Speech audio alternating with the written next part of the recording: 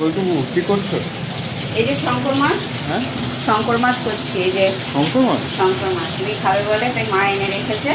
এই দেখো ওই ওই শঙ্কর মাছটা যে দিয়ে দিয়েছে নুন হলুদ মাখিয়ে গরম তেলে। গরম তেলে আর শঙ্কর মাছটা একটু ভালো করে ভেজে নিই, কেন তুমি তো বলো ভালো করে না ভাজলে তোমার ভালো লাগে না।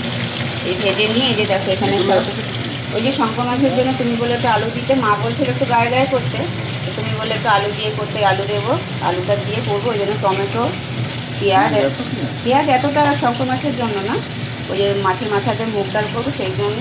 আর এদিকে আদা রসুন বাটা শিলনোড়া দিতে চাইছি, আমি মিক্সিতে করি।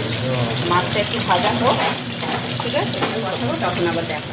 হ্যাঁ এই যে দেখো মাছ ভাজা হয়ে গেল। এই যে মাছ ভেজে নিয়েছি, মাছ ভাজা হয়ে গেছে।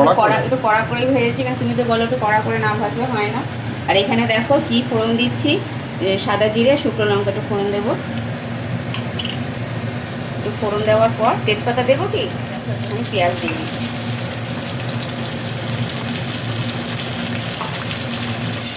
একটুখানি নুন দিয়ে দেবো যাতে যে পেঁয়াজটা তাড়াতাড়ি ভাজা হয়ে যাবে। পেঁয়াজটাকে একটু ভাজার সময় দিই, ঠিক আছে। হ্যাঁ চলো। এখানে আলু হচ্ছে হলুদ হ্যাঁ আলুটা একটুখানি ভেজে নিলে হতো আজকে, কিন্তু আলুটা আজকে ভাজবো না। আলুটা আজকে পুরো কষাবো, কষানোর মধ্যেই আলুটা দেবো। একটুখানি পেঁয়াজটা একটু ভাজা ভাজা ভালো বা ভালোই হবে। ভালোই হবে, খেয়ে দেখো। আর একটু পেঁয়াজ দিয়ে দিই, এগুলো একটু মাংসের মতো করে করলেই একটু ভালো হয়। হ্যাঁ কিন্তু থেমে গেছে রে। রান্না এখন গরম পড়েছে, তারপরে গরমের সময় বাবা রান্নাঘর মানেই তো যে করে সে বোঝে, বুঝেছো। চলো ভাজা হয়ে এসেছে, এবার এর মধ্যে যে আদা রসুনের পেস্টটা দিয়ে দিলাম। খুন্তিটা গরম হয়ে গেছে। আদা রসুনের পেস্টটা দিয়ে দেওয়ার পর একটু ভালো করে নিয়ে কিছুটা টমেটো দিয়ে দেবো। হ্যাঁ এবার একটুখানি এটা একটু কষু।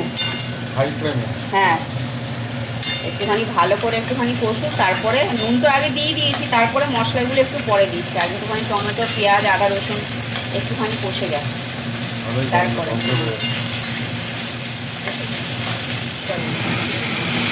পেঁয়াজ আদা রসুনের এটা হয়ে গেছে, কিছুটা কষে গেছে। এবার আমি মশলা দেব, দেখো পরিমাণ মতো হলুদ দেব, এই দেখো এদিকে লঙ্কার গুঁড়ো দিলাম, এদিকে জিরের গুঁড়ো দেব, দিয়ে একটুখানি ভালো করে একটু মশলাটাকে, এবার মশলার সাথে এই পেঁয়াজ আদা রসুনটা খুব ভালো করে মেশাতে হবে। কেন শঙ্কর মাছ জিনিসটা পুরো একদম মাংসের মতো করে করতে হবে, তাহলেই পুরো একদম মাংসের মতো হবে। কারণ এত সুন্দর গন্ধ বেরিয়ে গেছে, দারুণ গন্ধ বেরিয়েছে। দেখো এবার আমি একটুখানি মিট মশলা দেবো। মিট মশলা একটু বেশি করেই দেবো।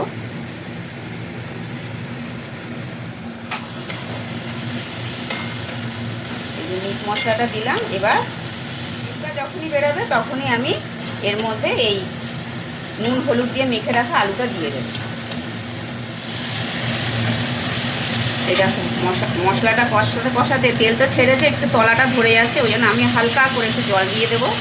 কারণ মশলাটা পুড়ে গেলে কিন্তু একটা পোড়া পোড়া গন্ধ বেরিয়ে যাবে, যাতে না পোড়ে সেই জন্য একটু জল দিয়ে দিলে বেশ সুন্দর একটা গন্ধও বেরোচ্ছে। এই ভেজে ভাজা না, এই যে এই আলুটা এবার দিয়ে দেবো। কারণ বেশি আলু দিইনি, একটাই আলু। তারপরে জল দেবো, এখন জল দেবো কেন তলা যাতে না ধরে যায় সেটা আমাদের একটুখানি খেয়াল রাখতে হবে। এই দেখো এবার ভালোভাবে কষে গেছে, মশলার থেকে জল বেরোচ্ছে। আমি 4টে কাঁচা লঙ্কা দিয়ে দেবো, গরম মশলা দিয়ে দিচ্ছি। গরম মশলা দিয়ে আবারও ভালো করে একটু নেড়ে নিয়ে এবার একটু জল দিয়ে দেবো আলুগুলো একটু সেদ্ধ হওয়ার জন্য। কারণ যেহেতু আমি আলুগুলো ভেজে নিইনি, ভেজে নিলেও হতো, ভাবলাম যে না এটাতে আমি বেশি ঝোল রাখবো না, একটু মাখা মাখা করবো। হ্যাঁ তো ওই জন্য এই অল্প একটু জল দিলাম, একটু হওয়ার জন্য, আলুটা সেদ্ধ হওয়ার জন্য। এবার এই যে ধনে পাতা কেটে রেখেছি, ধনে পাতা বেশি নেই, ডাঁটি আছে তো অসুবিধা নেই, একটা গন্ধ তো বেরোবে। এবারে একটু আমি চাপা দিয়ে রেখে দেবো কিছুক্ষণ একটু সেদ্ধ হওয়ার জন্য, ঠিক আছে। তারপরে হয়ে এসেছে, আলুও সেদ্ধ হয়ে গেছে।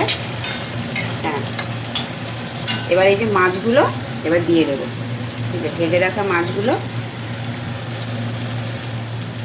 এবার মাছগুলোর মধ্যে একটু ঝোলগুলো একটু ঢুকবে, মানে ঝোলটা একটু ঢুকবে, তারপরে আমি গ্যাসটা অফ করে দেবো। আর এই যে ধনেপাতা আর সব মশলা তো আগে দিয়ে দিয়েছি।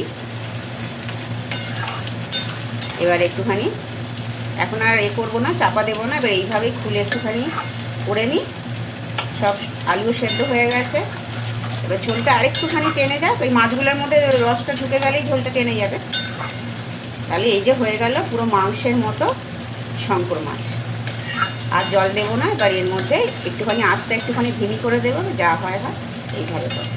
তাহলে তোমরাও একবার এরকমভাবে বানিয়ে নিও, মাংসের মতো পুরোপুরি শঙ্কর মাছ, খুব টেস্টি হয় খেতে।